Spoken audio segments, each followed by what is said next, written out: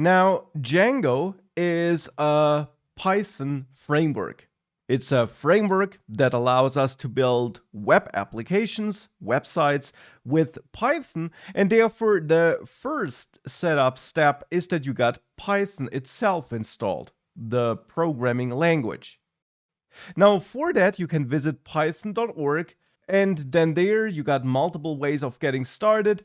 For example, you can hover over documentation and click on the beginner's guide, which will also walk you through the installation.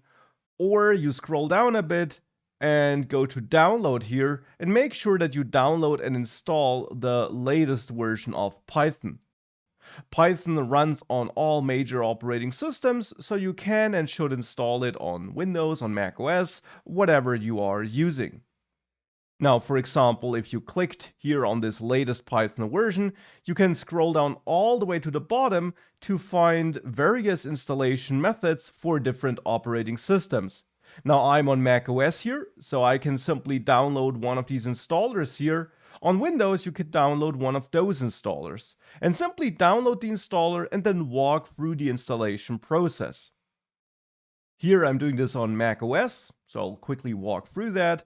Basically confirm all those defaults here and click install. Enter my password and then install Python on my system. Now, once this is installed, you can close this installer and then open your default terminal, bash, or command prompt on Mac OS, Linux, or Windows so that you can enter these commands here. And once you did that, you can type Python, and you should see the Python version being printed here, and you should enter this interactive mode. Now here on Mac OS, you see Python 2.7 in my case, because for Mac OS, there actually is a built-in Python version shipping together with Mac OS. And therefore here I even see the fix, which I can run here. I need to run the Python 3 command.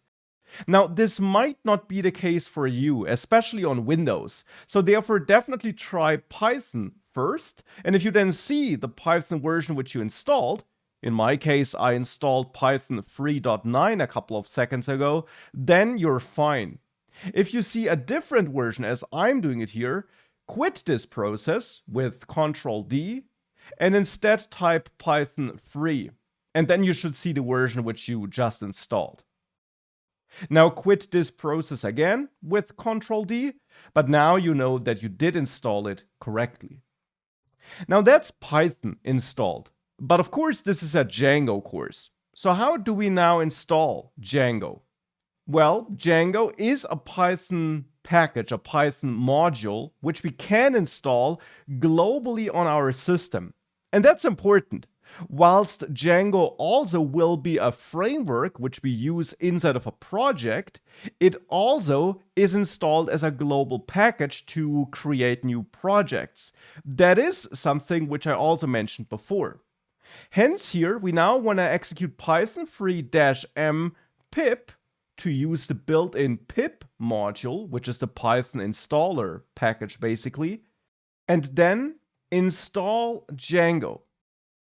Now this will use this Python installer, the pip package, to install another global package, in this case the Django package.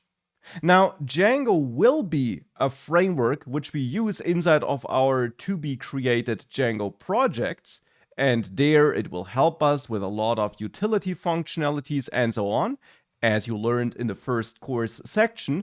But Django also is a global tool, so to say, which we can install on our system to then create Django projects with it.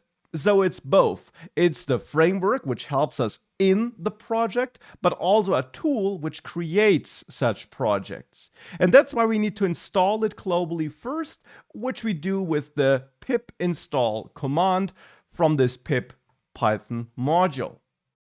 So with Python 3-m install Django, or just Python-m, depending on your Python version, as I showed you a couple of seconds ago, you install Django. So if I now hit enter, this goes ahead, downloads Django onto my system and installs it there as a global package. Now, once this is done, you can verify that it worked by running Django-admin. Type that into your command prompt or your terminal and hit enter. And you will see something like this, which might look like an error when you look at it briefly, but which actually proves that Django, the Django tool, was installed correctly. Because here it's basically telling you that just running Django admin like this is not supported, but that instead you need to specify a subcommand, and it then gives you a long list of available subcommands. Now we can ignore those for now. We just ran this to verify that it was installed correctly. If you don't see this, if you instead get an error like Django admin not found or unknown command, try closing your command prompt or terminal and reopen it. Also possibly restart your entire system and then try running this again. Also try installing Django again, of course. Ultimately, you should see this output here, and this proves that the Django tool was installed successfully. As a next step, we can now create a new Django project.